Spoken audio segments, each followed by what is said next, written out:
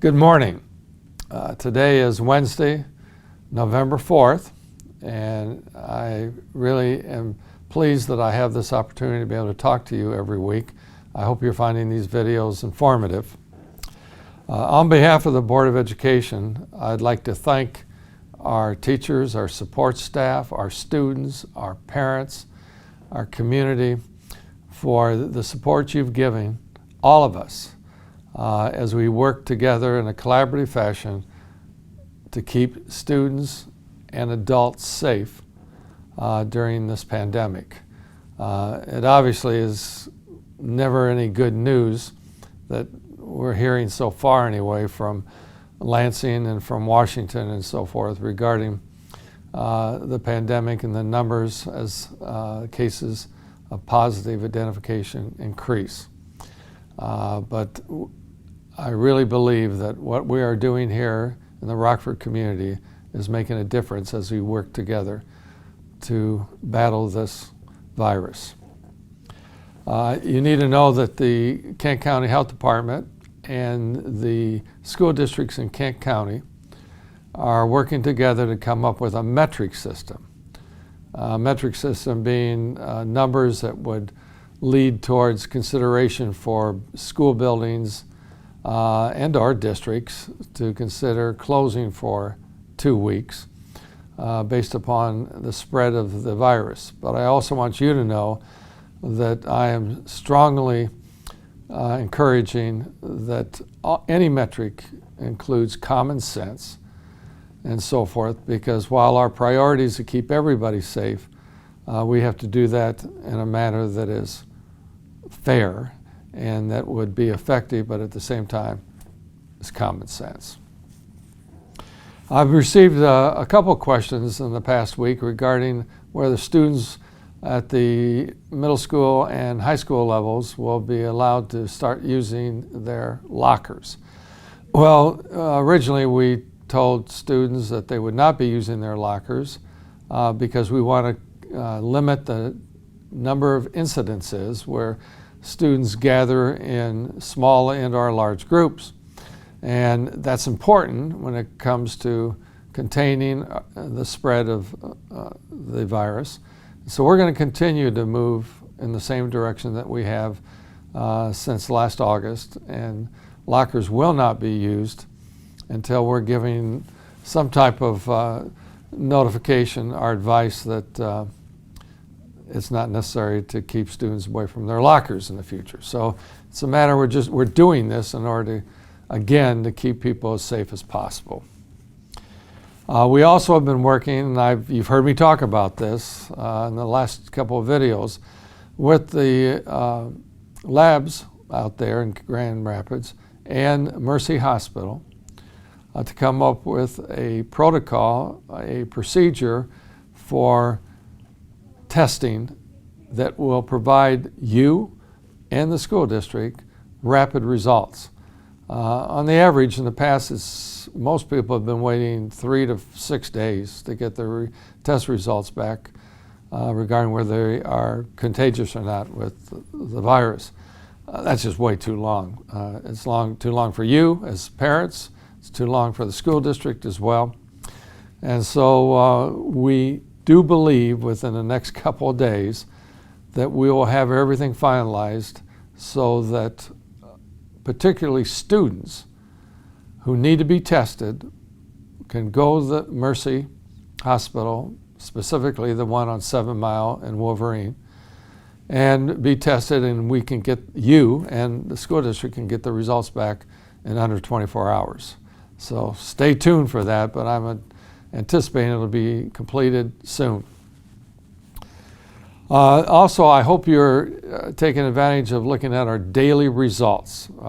We provide for our staff and our community, our parents, students, and so forth, the number of COVID positive identifications and our close contacts. And we also provide the numbers of students and staff that have returned from quarantine or isolation. You can find those daily results on our dashboard on COVID-19 The red numbers are the numbers that indicate new cases, whether they be close contact and or being quarantined because the person has the virus. And the green numbers, which are the ones you want to see that are increasing in number, are the number of staff and or students who are returning to school or to work because they've served their quarantine or isolation period. You can go to our website, COVID-19, and see daily numbers regarding the COVID impact on the school district. I really want to thank all of you for taking part in voting on Tuesday, November 3rd. One of the local elections of interest would be our school board election. Now, you know, people may take this for granted, but across the state of Michigan, school districts have been challenged by finding people to even run for the school board, let alone who would want to even consider serving on the school board. Well, that's not the case in Rockford, which I think we should be very proud of. We had 6 candidates running for the school board, 2 of which are incumbents, and there'll be a total of 4 people elected to the board.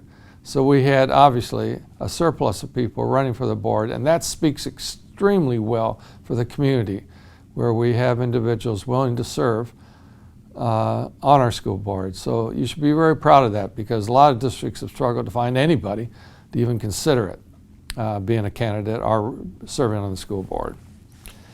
You also need to know that the middle of this month, our trimester will conclude. And so you as parents can be expecting to receive evaluations, assessments of your students' academic work sometime between the 14th and 17th of November. And it should be in the form of a grade and or some type of written assessment. So I encourage you to be looking for that. Our second trimester will start shortly after that.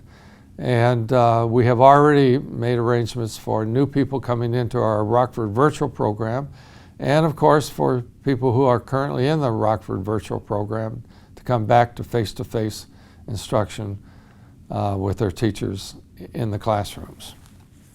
I want to bring to your attention that on November 19th, from 6:30 in the evening through 8:15 in the evening, we will be hosting our first Developing Healthy Kids program for this 2020-21 school year. I think you're going to want to watch it. It'll be live streamed. We'll give you all the information you need as to how you can log into that. We'll have a panel of health experts speaking on the issues of handling stress and anxiety during this pandemic. It's for students and for parents and staff.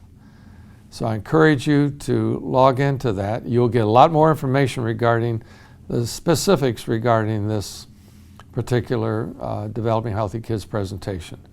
But I think you're going to find it very informative and very useful. On November 9th, you can go to our website and click on COVID-19, and you'll have a link there that you can ask questions of our health experts. And those questions then will be made available and will be answered for you on the 19th of November during our Developing Healthy Kids presentation. And I'd also like you to know with this presentation that our Rockford Education Foundation is certainly helping us to support this Developing Healthy Kids presentation on November 19th. If you have any questions for us at any time, I encourage you, please, to contact your classroom teacher for your child, your building administrator, and or me. I've received questions every week, and I respond to those questions. So I encourage you to do your part in trying to become as informed as possible as we meet these challenges of the pandemic. I hope you have a great week, and I will see you next Wednesday. Thank you.